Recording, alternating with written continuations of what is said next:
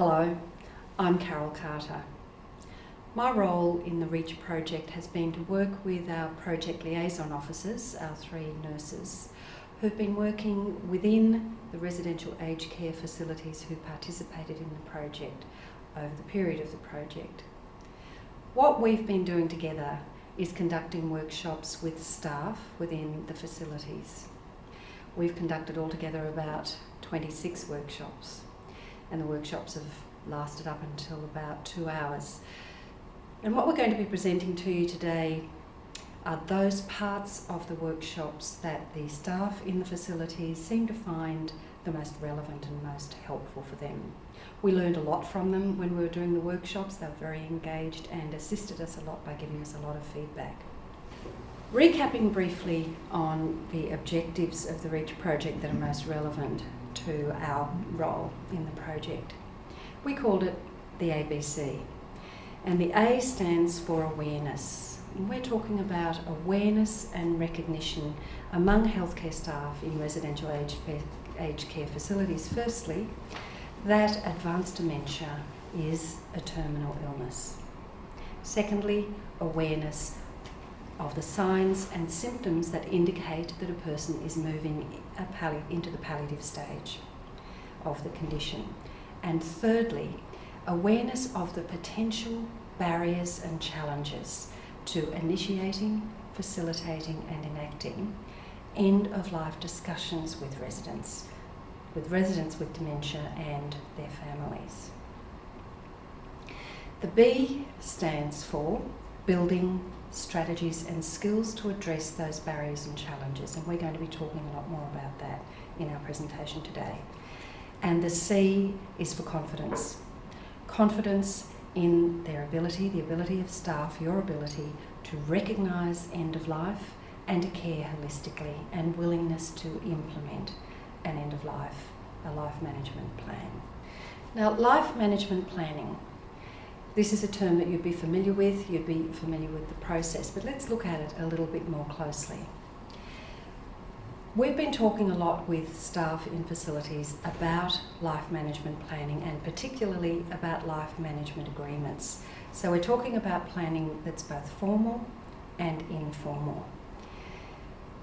Life management planning is the whole spectrum of looking at the best treatment options and the most preferred treatment options for any resident and the family. Life management agreements is the formal documentation of people's preferences for end of life. So, what do we think are the advantages of having clear life management agreements? The first thing is, obviously, it makes a person's end-of-life preferences very clear and very specific. It also reduces the stress for families. They can feel secure knowing that the preferences of their loved one will be enacted, that the plan is clear, in place and will be followed. It makes for staff the treatment path clear, and what that can do is prevent or certainly reduce crisis decision-making about treatment. It can also, in the long run, if for instance a resident or the family of a resident chooses no active treatment, it can reduce distressing and unnecessary visits to accident and emergency. Now, in order to be able to facilitate life management planning, what we're talking about staff engaging in is what we call end-of-life conversations. If life management agreements were mandatory in an ideal world, then a lot of what we're talking about today would be a much, much easier process. Currently, they're not. When we talked with staff in facilities, there was almost universal agreement that life management agreements are a really good thing, and for all the reasons that we've already mentioned. Nobody disagreed with that. Our question then is, if everyone agrees that they're really useful and the benefits are clear, how is it that there's only a very small proportion of residents in aged care facilities who do have formal life management agreements in place?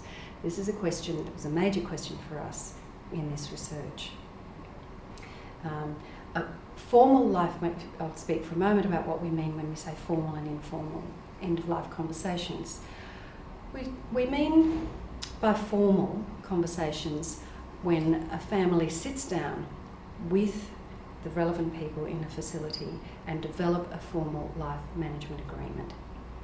That's formalised, that's documented, that everyone's in agreement with, and that's put in place. Informal end-of-life conversations are all those conversations that all staff might have with the resident if they have capacity, but certainly with families, that lead up to a point where a formal conversation might take place. Let's talk for a moment about our exploration of how it is that there aren't more agreements in place, and that really what we're doing now in facilities is a kind of catch-up, because it's looking at all of those residents in facilities who don't have agreements and looking at what might be needed to help them, to help facilitate that process. Now, in our research, we came up with a whole lot of explanations for what might be the reasons that there aren't more life management agreements. And we developed a kind of model from the literature, from research, from conversations that had already taken place, and we brought this model to discuss in our workshops with staff in facilities. And what we found was we had an enormous amount of agreement that the kinds of things that staff in facilities were telling us and that were talking with us about as being the barriers and challenges for them fitted very much with the research that we'd already found. So let's for a moment talk through what some of those barriers and challenges are. And as we talk about it, I'd like you to think about it and think how this applies to you in the facility where you work. Which of these barriers that we came up with might be relevant to you, which ones not so much, not applying to you. So you'll see on your screen that we've developed what we call a 3-facet model about end-of-life conversations. Now, the 3 facets of the model relate to the 3 parts of developing a life management agreement. Firstly, initiating the agreement, that is, bringing it up in the first place. The hard part, beginning to have the conversation. Facilitating the life management agreement is when you actually sit down with the resident if they have capacity, or if they don't, with the family. So sitting down and actually developing a formal agreement and documenting it and putting it into place, putting it on the record. The third part is then enacting that agreement, that plan, so that as a resident's condition may start to deteriorate, the preferences become relevant. And that's when you're enacting the preferences that the person has identified. So looking through what we found to be the barriers. Let's start with the first one. And this came up a lot in our workshops with staff, and it's probably the first one that they were most easily able to identify, and that is what we call systemic problems within the system that make it hard. Those kinds of difficulties within the system we found were things like, well, the first one, the most readily identified by everyone, is time, lack of time. Staff in facilities, you know this yourself, are very busy, very time poor. So having the time to have these conversations was the first one that was identified. Secondly, there was often conversation about role differentiation. Whose role is it? Whose place is it to have these conversations? Thirdly, it was often about getting cooperation from other people who were within the system, other people who were working with the resident. Not necessarily in the facility, but sometimes also other medical people outside the facility. The second one that we identified were emotions. Now, staff were pretty readily able to identify this one amongst families when they're talking about how do you initiate a conversation with families and emotions that come up for families. They less quickly, but eventually did identify where these emotions came up within themselves. Barriers that prevented them being able to initiate a conversation. Emotions we're talking about. So we're talking about emotions such as anxiety, fear, grief, and emotions such as, of course, sadness, frustration and feelings of helplessness. We also found that things such as personal beliefs and values and morals were one of the barriers. Now, these kinds of beliefs would relate to people's beliefs about death, beliefs about what it's appropriate to talk to someone else about or not. And this applied both to families as well as to staff. We then talked about communication skills, particularly for staff, their lack of confidence sometimes in their skills to initiate these conversations. We are going to be talking some more in this presentation about identifying the skills that you might need and building those skills.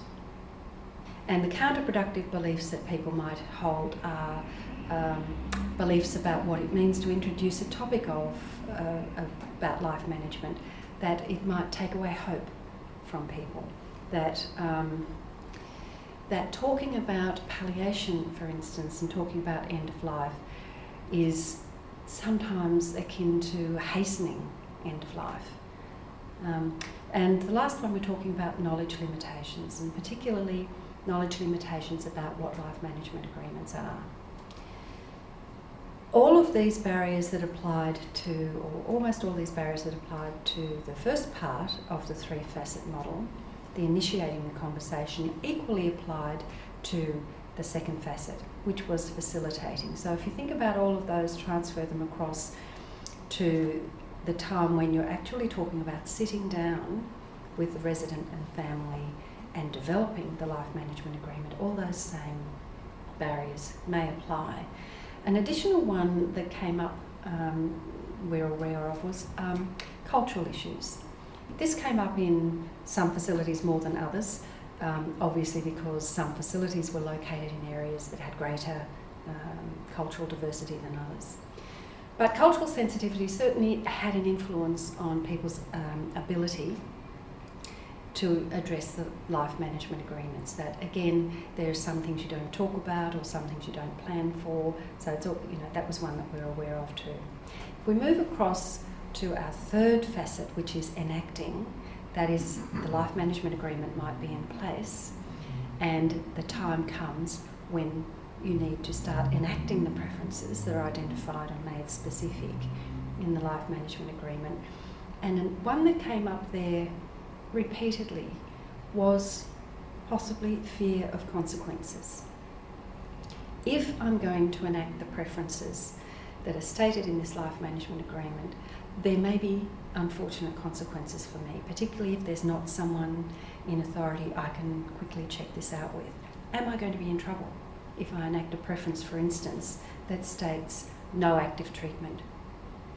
And the kind of trouble might be that people might, at a crucial time, at a time of high emotion, might forget that these are the preferences that were identified and not be happy with, for instance, no active treatment. There's also clearly a fear of potential litigation.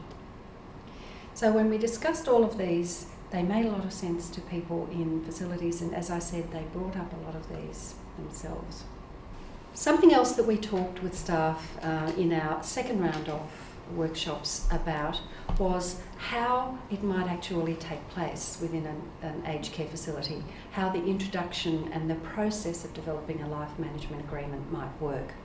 Now, I'm going to talk you through a little flow chart that we developed as a result of having our conversations with staff. And while I do this, it'll be good if you think about where in this process you might find yourself. Now, might you find that a particular part of it, no, I wouldn't be involved in that part of it, but I might be involved in that part. Now, I'm not asking you to think about what you do now, but potentially what you might be involved in, because one of the things we're very aware of is that, particularly regarding informal conversations with families, staff in facilities actually had a much greater role than they at first might identify to us. Staff might say, no, it's only the RNs who have those conversations, we don't do it. But the more we talked, the more we found that other staff, care staff, are often very involved with the families and know the families very well And the families often feel very comfortable with them, that they know this is a person who cares for their family member and knows their family member well. And they might be a person who's very likely to identify a point at which a family member might be open to having this conversation and be able to move it on. So just talking you through how a process might work in a facility. We'll begin with the question, has the resident, if they have capacity, or has the family discussed with you or others their wish for future life management? Now, if the answer is yes, then the next question is, so then has a life management agreement been completed? If the answer to that is yes, we're going really well here. So the next step is to get the details, is to check to ensure that the plan is still current, that it's still expressing the preferences that would be the resident's actual wishes. And if all of that is still current, then you move down to making sure that it is regularly reviewed and that the currency of it is ensured on a regular basis. What we're talking about here is that it isn't enough just to have a life management agreement in place and in a patient's notes. It regularly needs to be reviewed very consciously, very actively, to make sure it's still a living document, that everyone is still in agreement that these are the preferences that are wanted. Now, the ways in which this might happen, this varies from facility to facility. In some, there are regular clinical currency meetings or regular case discussions, and at those, the life management agreement can come out, be checked and put back in the records, making sure that everyone is still aware of what it says. So, coming back to, again, this part of the flowchart, this is the question, have they discussed, has anyone discussed life management agreement? And if the answer is yes, but the answer to this question, has a life management agreement been completed? If the answer there is, well, no, it hasn't, then we come across here. And the question, or what is then suggested, is then it's probably important to start thinking about a life management agreement. Now, it would be nice if a person says, yes, what a good idea. And then if they're all agreeable to that, then it's referred to the appropriate staff member to start negotiating the agreement. The negotiation happens, the plan is completed, and again, it comes down here to make sure it's regularly reviewed. Okay, so popping back over here to this part of the chart, if the answer to this question here, has a life management agreement been completed?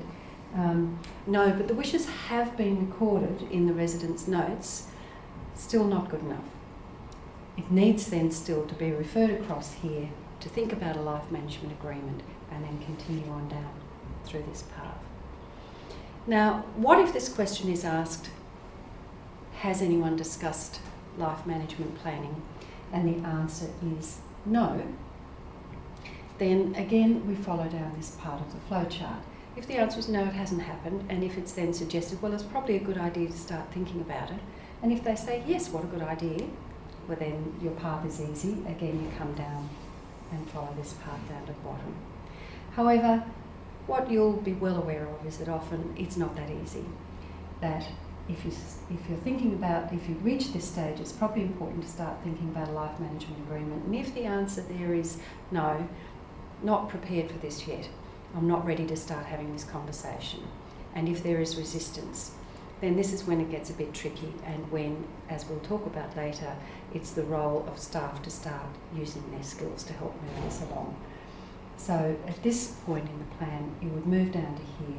If they're not ready yet, then you introduce something like one of the little dementia booklets that we've recommended to you, that is something that you can give to the family to take away and read, familiarise themselves more with the signs and symptoms of dementia, about what they can expect, and make a time for them to come back and start having the conversation seriously. So it would be this step here, introducing a booklet, referring to the appropriate staff member to start negotiating with the family to develop a life management agreement. Developing the agreement and then back down to here.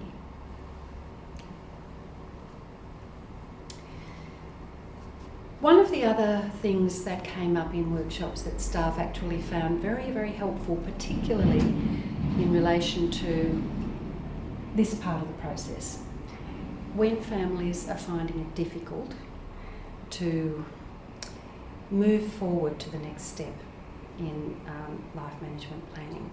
Something else we talked about with staff in the facilities was this process of assisting particularly families of residents to move through this process of thinking about life management planning for their loved one.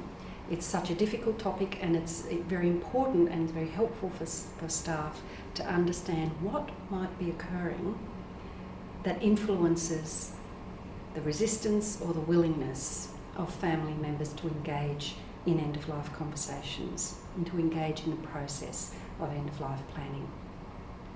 A model that we looked at that many people have found very helpful is a model called the stages of change. This is part of what's called a trans-theoretical model that was introduced back in the early 1980s by people called Prochaska and Di Clemente. Now, stages of change can be applied to a whole range of areas that involve change in people. Now, we're applying it particularly to the changes in readiness of family members. Now, it's a 5-stage model, and the first stage of the model is called pre-contemplation. Pre-contemplation means a person not being the slightest bit ready to move forward with change, and quite possibly not even being aware of the need to do so. So pre-contemplation means nowhere near ready yet. The second stage is called contemplation, and contemplation means a person becomes aware of the needs for change. So in the situation we're talking about, the family members may become aware of the importance and the need to develop a life management plan or a life management agreement, but actually not be ready yet. So recognition that it needs to happen, but I'm not ready to go there yet. The third stage is called preparation. Now, in this stage, people recognise the need for change, recognise the need to move forward with this, and they actually are ready to begin planning for it. So they're in active preparation. They may, for instance, be talking with other family members about what the residents' treatment preferences might be. They're prepared to make a time to sit down and have a meeting to go ahead and develop a plan. The fourth stage is called action. And action is when it's actually occurring. In the situation we're talking about with life management agreements, that would mean sitting down with the relevant staff in the facility and developing the agreement, making it happen. Now, you might think that's all that's needed. The plan's done, everything's good. But remember that very last stage we talked about when we were looking at the flow chart. The fifth stage then is maintenance. And maintenance means, in this instance, making sure that the life management agreement remains current, that it is still expressing the active wishes of the resident, or at least the family's best interpretation of what the wishes of the resident would be for life, their end-of-life management, their treatment preferences. So maintenance is extremely important, because without maintenance, what might happen is that a person might lose their readiness, lose their nerve, if you like. And sometimes when a resident's condition begins to deteriorate, it might happen that they actually slip backwards in the stages of change, sometimes all the way right back to pre-contemplation, and you need to work with them to bring them back down to action and maintenance. Now, if you think about this in terms of people that you know, perhaps residents, and very often families of residents, I'm sure you can bring to mind people that you know and recognise where they might be within those stages of change. We're going to move on now to talk about communication skills. Now, in our second round of workshops with staff in facilities, we spent a fair bit of time talking about the actual skills that they might develop that will give them more confidence to be able to have end-of-life conversations with family members. Obviously with residents if they have capacity, but if not, with family members. and looking at these communication skills to then feel more confident to be able to have the conversations. In the package that you receive with your DVD, you'll have a handout that goes through a whole range of communication skills in more detail that we talked about with staff in the workshops, and we're going to summarise them here for you. To begin with, we talked about actual skills. I'll talk about the two aspects to what we're going to be presenting to you here. And the first is the actual skills that you use, and the second part is actually some words that you might use, because we found a lot of staff in workshops said to us, that's all very well, but when it comes down to it, I don't actually know what words to use. So we talked a bit about words, and we'll come to those in a moment. Firstly, just to summarise what we talked about in terms of skills. We talked about first being aware, the skills of what we call attending skills. And the first of these is awareness, and that just means instead of being distracted when you're talking with someone, let's imagine you're wanting to have a conversation with a family member. The first thing is to make sure that you are fully present in the moment and that you are paying attention, that you're not distracted doing other things and with two things on your mind, that you're giving a person your full attention and you're aware, you're in the here and now, you're fully attending. The second one is paying attention to aspects like posture, distance, and appropriate eye contact. These are all things that help to keep you in the moment. The second aspect of these skills is what we call following skills. And again, it is about paying attention, but it's about tracking what's going on for the other person that you're having a conversation with. Firstly, we're talking about active listening. Now, active listening means being aware of the difference between just hearing or really listening, actively listening. And when you're actively listening, you're actually speaking less and listening more. We talk about what we call verbal encouragers. Now, verbal encouragers are those little indicators when a person is talking with you that let them know you're still listening and paying attention. And they're sometimes physical things and sometimes verbal things. Things like yes, and I'll tell you something interesting that's come up recently in research that I heard just the other day, was that in comparing male and female conversations, the researchers actually found that women use these verbal encouragers more than men do. They didn't go into a whole lot of explanation about why this is so, but I tend to think it's because of socialisation. Women tend to be a little bit more encouraged and have more permission to engage in the to and fro of conversation, of sharing of emotions and feelings. It's something that is more acceptable socially. Men, less so. They just listen quietly. But verbal encouragers are those little nods, paying attention. Interpreting body language means paying attention to what's going on for the other person while you're having a conversation. And congruence means paying attention to whether what a person is saying and what they're doing physically while they're saying it are giving the same message. If, for instance, you're beginning to talk with someone to initiate an end-of-life conversation and they might be saying to you something that indicates, yes, I'm ready to have this conversation, but actually their body language is something like this, then you might figure something's not quite right, something's inconsistent in the message I'm getting from them. We're going to talk in a moment about another one of the following skills, which is using open and closed questions appropriately. So watch this space, we're going to talk a little more about that in a moment. But also using silence. Attentive silence means being able to stop talking for a moment, allow silence, because sometimes out of silence a person becomes aware of what they're feeling and thinking, and it makes it easier for them to express it. We've also talked about what are called reflecting skills. Reflecting skills basically are about what you are giving back to the person when they're trying to tell you something, when they're trying to have a conversation with you. And reflecting skills involve reflecting different aspects of the message a person is giving you. Reflecting feelings if a person is indicating to you that they're feeling distressed, or they're feeling anxious, or they're feeling frustrated, it's about letting them know, yeah, I can see that this feels frustrating for you, or this must be hard for you, or this must make you feel sad, if what you're getting from them is sadness. Reflecting content means reflecting back to a person that you've heard what it is they've said. So the content of their message. If they're saying to you, I'm not ready yet, you can reflect even those exact words to them. I understand that you're not ready yet. It's all part of helping a person feel heard.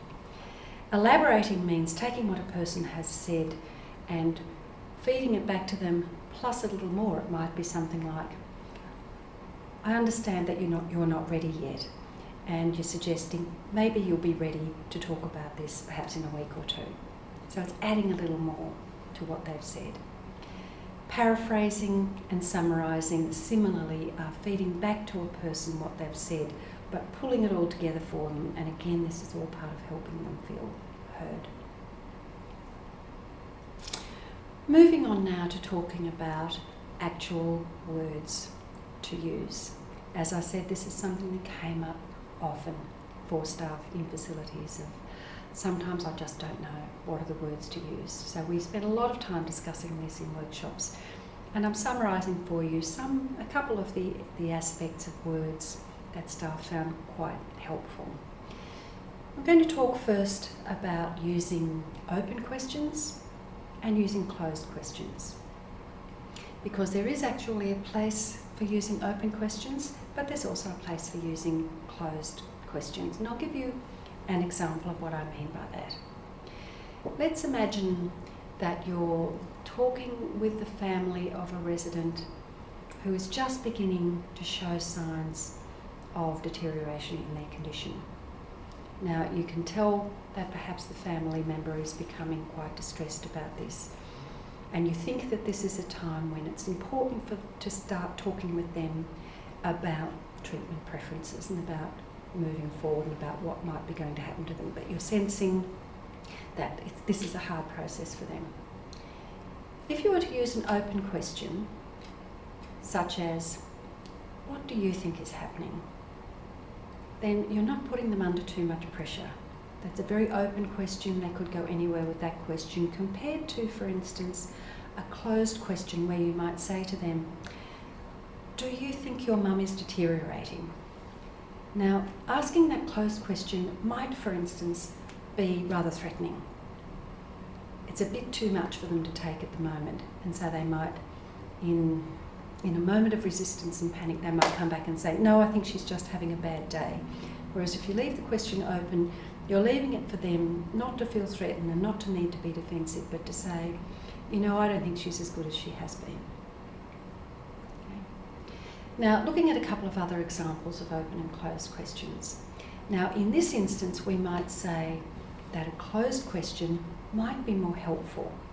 Now, imagine a situation where, for instance, a resident's condition might be deteriorating, and they might have, for instance, a life management agreement in place. Now, if they've taken a turn for the worse and you say something to the family member like, what do you want to do? Then the potential is that they might feel, if I say, well, I want them to stay here and be cared for, people might think that they're being uncaring. But if you were to imagine asking a closed question there, such as, now we could send her to hospital, or we could keep her comfortable here, would you prefer that? Now that's a very closed question, but you're giving options.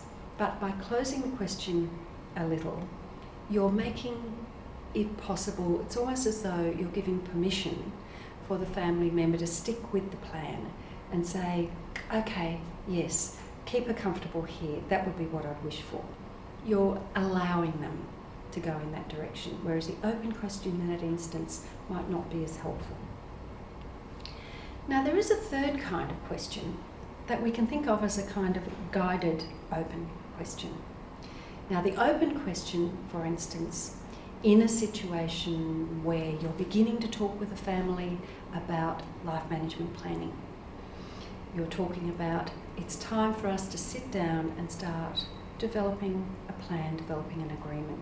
But you can tell that this is feeling quite confronting. The family's having a little difficulty shifting, if you like, from perhaps the pre-contemplative to the contemplative stage in the stages of change, or from contemplative to preparation.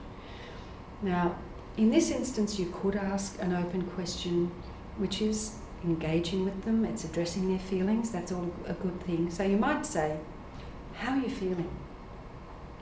Or you might say, are you feeling confronted by this process? Now, if you say it that way, a person might feel like denying that they're feeling confronted, because they might think,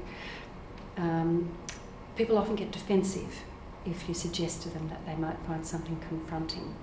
But let's check out what a guided open question might be. Now, you're leaving it open because you're asking a person, how do you feel? But you're closing it in a little bit. You're guiding them in a certain direction by saying, for instance, some people find this process confronting to begin with. How are you feeling about it at the moment? Now, again, what you're doing is you're giving permission for a person to say, yes, I am finding it a little confronting. So just some examples of how to use open and closed questions in a way that's helpful. Another aspect of communication skills that we looked at in workshops was looking at how you can change the whole meaning and sense of a sentence from perhaps being a little confronting to helping a person move forward in a process of cooperation. And that's just by changing one word in a sentence. We're looking at just changing the word but to the word and. Now, I'll give you an example to show you how it can change the meaning or the impact of a sentence. Let's take a fairly general sentence like, I've looked at the information you gave me, but I have a few questions I want to ask. Now, using the word but there suggests a little bit of challenge, a little bit of, there's something negative about this. Whereas if you just switch that but to and say, I've looked at the information you gave me and I have a few questions I want to ask, changes the whole sense to more a sense of this is possible, cooperation. A couple of other general examples.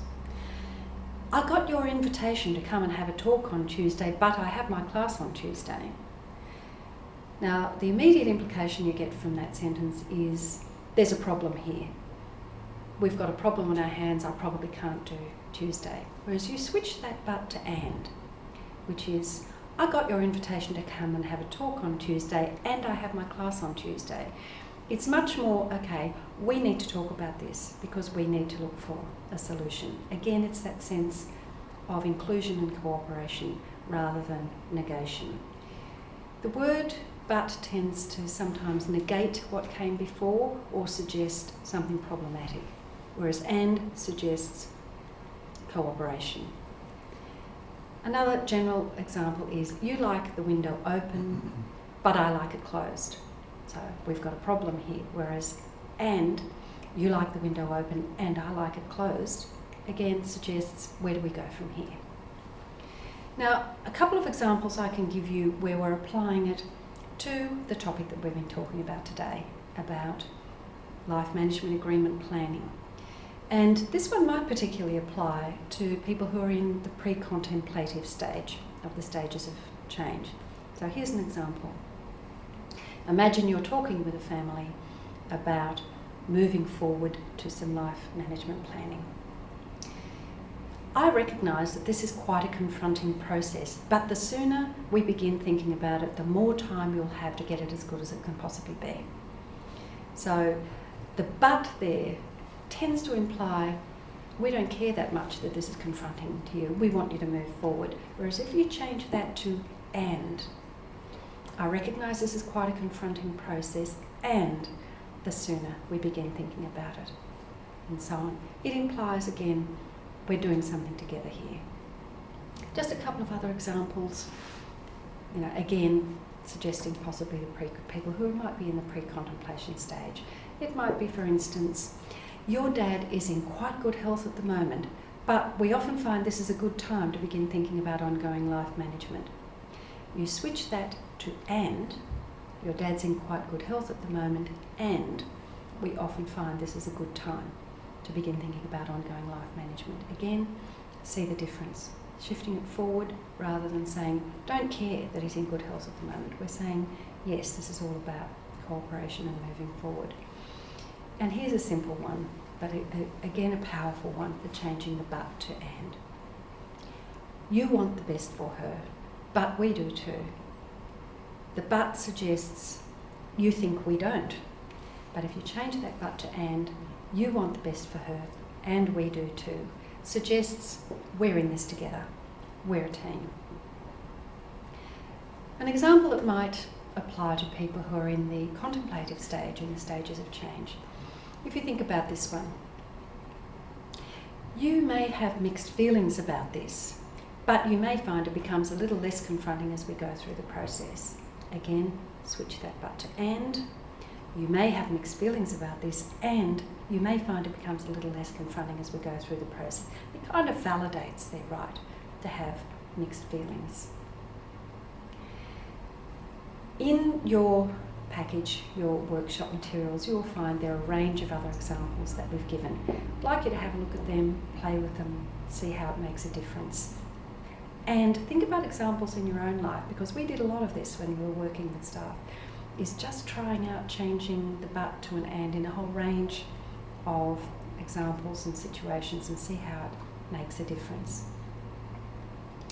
Now, if you're thinking about more words that you might want to use just in general, we're not just talking about switching and for but or using open and closed question, there's another handout that will be in your package with your DVD that was developed by some of our project liaison officers, where they give a range of words that you might use, sentences that you might use that help you introduce the topic of life management planning to people who are in different stages of the stages of change. Our project liaison officers are here with me today, and I know that they had some questions that they felt commonly came up in groups in the workshops when we were talking with people. So I'll ask them. Sally, you had a question, I think. Carol, one of the issues that often comes up with staff is how do they move ahead in conversations on end of life when the carer or family member appear to be determined not to discuss it? Really daunting. The first thing I'd suggest is that you think about what might be occurring for the family. When they appear determined not to discuss it, it's about thinking about where they're coming from at the time. Remember the three-facet model that we talked about that looked at all the barriers and challenges that people might be experiencing. And among those are things like emotions. They might be experiencing a range of emotions such as fear or guilt or anxiety, anticipatory grief that's getting in the way for them to move forward and confront it. They may have a range of beliefs. Think about what their beliefs might be that might be influencing their ability to move forward. I'd also suggest thinking about where in the stages of change they might be. It sounds as though if they're determined not to move forward with it, if that's your feeling, I'd think about, are they in the pre-contemplative stage of the stages of change? It sounds as though they probably are. Now, if they are, then what are the communication skills that you can use to assist them to move from pre-contemplative to the contemplative stage, and then hopefully further through the stages of change? The communication skills and the words that we've talked about today. I'd also suggest that one thing that you might do is, even if they are appearing determined not to talk about it, what if you negotiate with them at least to make an appointment and meet again? You might say, for instance, let's meet again in 2 weeks' time. Now, that gives them time to perhaps to begin to adjust to the idea. They may not keep that appointment. They may need to reschedule to a later time, but at least you're starting to put a little structure in there. And the last thing I'd say is to don't underestimate your own skills and your own knowledge.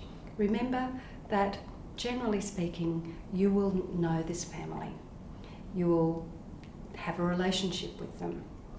And remember that you actually are a skilled worker. You probably have a lot more skills than you initially recognise.